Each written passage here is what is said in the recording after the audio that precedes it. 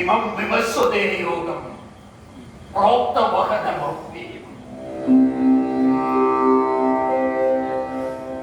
ഈ യോഗം അവ്യയമാണ്, വ്യവച്ഛേദിക്കാൻ സാധിക്കാത്തതുമാണ്.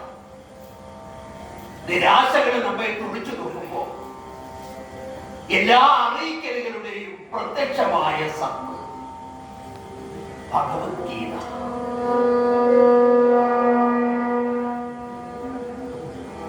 പക്ഷേ മോൻ ഇവിടെ ഇറങ്ങിയാലും ഞമ്മക്ക് പരാതിയില്ല. മോന്റെ മയ്യത്ത് എന്നതിനപ്പുറം ഈ മണ്ണിന് വേണ്ടി മരിച്ചോന്റെ ശേഷിപ്പെടുന്നു. ഓൻ കളിച്ചു വളർന്ന കൂടിയിൽ ഉറങ്ങണമെന്ന് നമ്മൾ ആശിച്ചു പോയി. അതുകൊണ്ട് മാത്രം ഇവിടം വരെ വന്നു പോയതാണ്.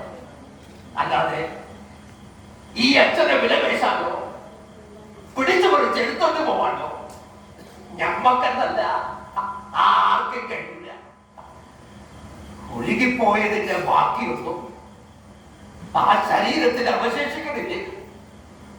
ഉള്ളത് ഞമ്മളോട് ഒപ്പമുണ്ടെന്ന് വിശ്വസിച്ച് ബാക്കി കാലമൊന്ന് ഉറങ്ങണമെന്ന് നമ്മൾ ആശിച്ചു പോയെങ്കിൽ അതിന് ഇങ്ങനെ നമ്മളെ ശമിച്ചേക്കല്ലേ ഭാഷ.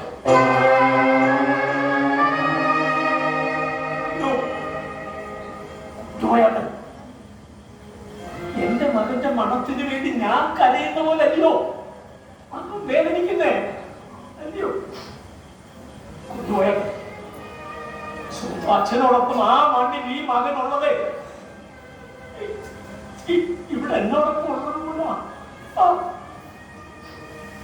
നമ്മുടെ മക്കൾ നമ്മുടെ മണ്ണിന്റെ ഉറച്ച കാവൽക്കാരായിരുന്നു.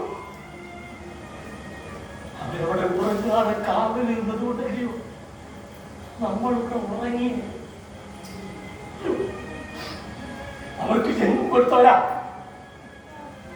നമ്മളോട് സുഹൃതം ചെയ്തവർ വേറെ ആരും